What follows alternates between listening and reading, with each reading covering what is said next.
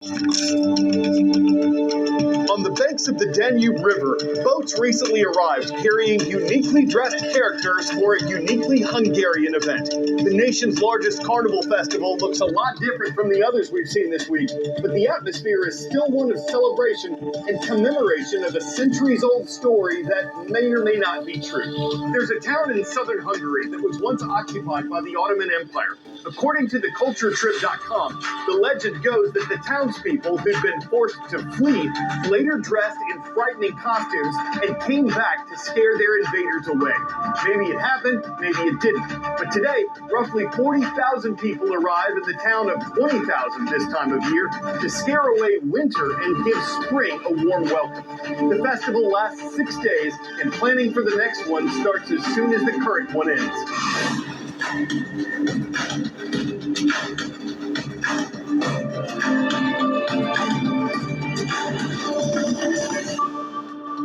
Peanut butter and chocolate, convertibles and sunsets, Fridays and awesome. Some things are just meant to be together.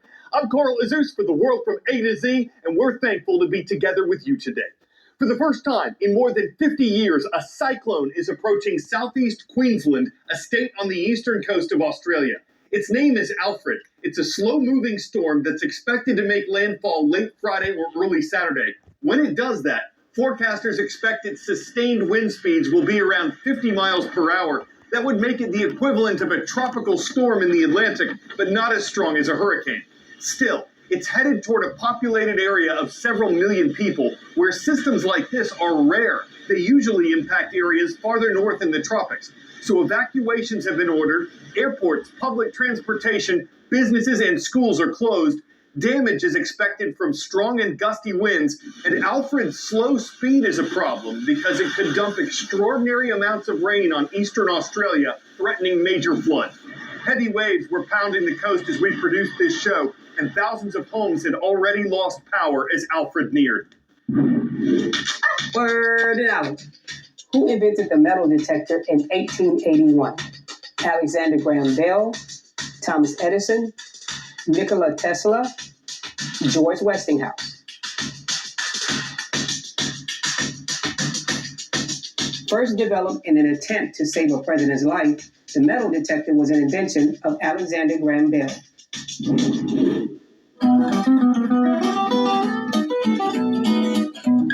On this day in world history.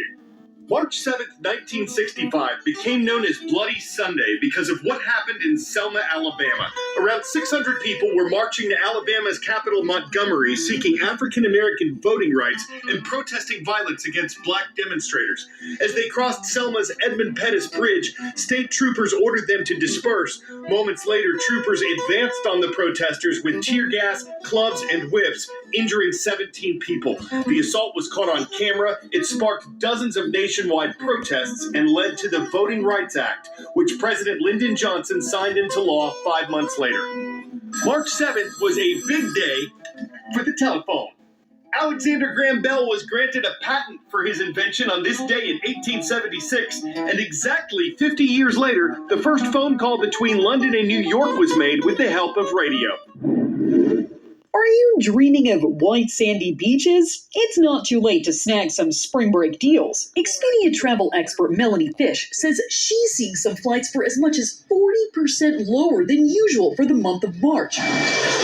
Places like New York to Puerto Rico, LA to Honolulu, Atlanta to Orlando, Orlando being a top spring break destination, 70% lower than typical. Here's the catch. You have to be flexible with your dates to score the best savings. Thursday flights on average are about 17% cheaper than flying on peak days of the week. Another tip?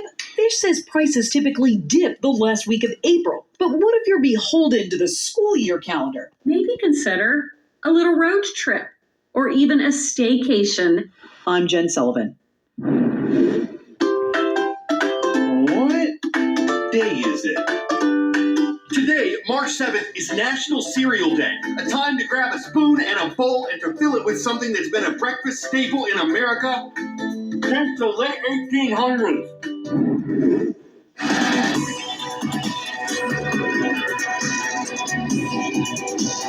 Where in the world? In terms of land area, this is one of the largest nations on Earth. It won its independence from Portugal in 1822, and Portuguese is its official language today. It has the largest population in South America. This is Brazil. Its capital is Brasilia, but its largest city is Sao Paulo. In urban South America, one man's legacy is taking root. Elio da Silva has lived in Sao Paulo, Brazil for decades. He's not a native, but he's come to love this bustling concrete jungle. And he's showing that love with a decades-long project to transform part of the city into a linear park filled with greenery. This was built by a madman, a visionary, a guy who wanted to leave a legacy for the city that welcomed him. Cara que queria deixar legado. Da Silva began in 2003, after he and his wife walked through the then rundown and drug-ridden area. This was an abandoned, degraded, dirty area, an example of the city of Sao Paulo. There were no trees here.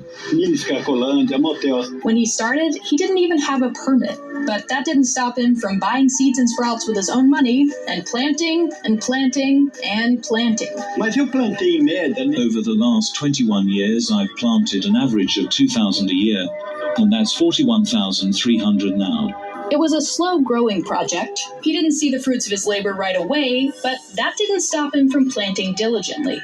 Folks called him crazy for taking on the colossal project, but eventually got on board. Some volunteers help with the project nowadays, but most of the work is still done by Da Silva himself. And locals are reaping the beautiful botanical benefits of his work. Da Silva's project has more benefits than just cleaning up an eyesore, though. Sao Paulo is the largest city in Latin America, with more than 11 million residents and a sprawling concrete metropolis. With so many people in industries and so little plant life, air pollution is bound to rise. Sao Paulo ranks among the top 30 cities with the worst air quality in the world. Planting thousands of trees increases the oxygen in the surrounding area, providing cleaner air for the people. It'll be a few years before the park is at its oxygen-producing peak, but it's still making a small dent in the air quality problem. Da Silva is 73 now, but getting older isn't stopping his project. He plans to keep working until 50,000 trees are planted. A program that's part of Ocean County Vocational Technical School is first on today's World of Viewers. Grunin Performing Arts Academy is where Mr. Maz's class is watching. Hello to our friends in Toms River, New Jersey. In the Tar Heel state of North Carolina, we see Miss Smith's class at Charles D. Owen High School. The War Horses are charging in Black Mountain. And the town of Sahuarita is in the Grand Canyon state of Arizona. That's where you'll find Sahuarita Middle School, home of the Jaguars, in Miss Suskin's class.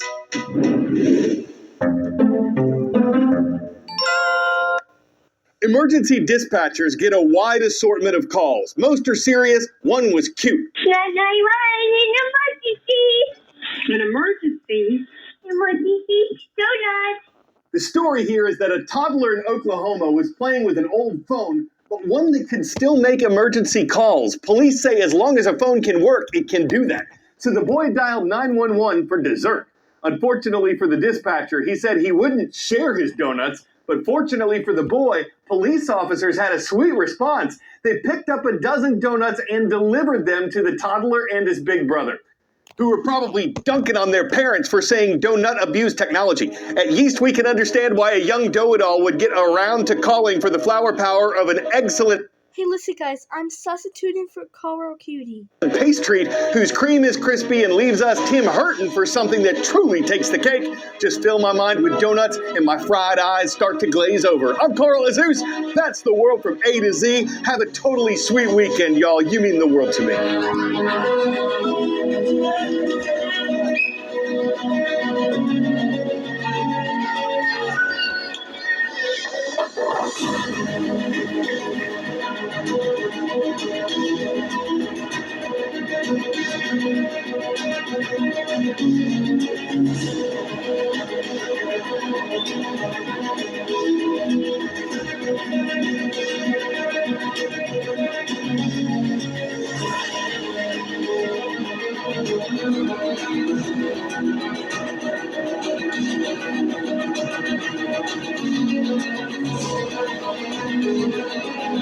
Thank you.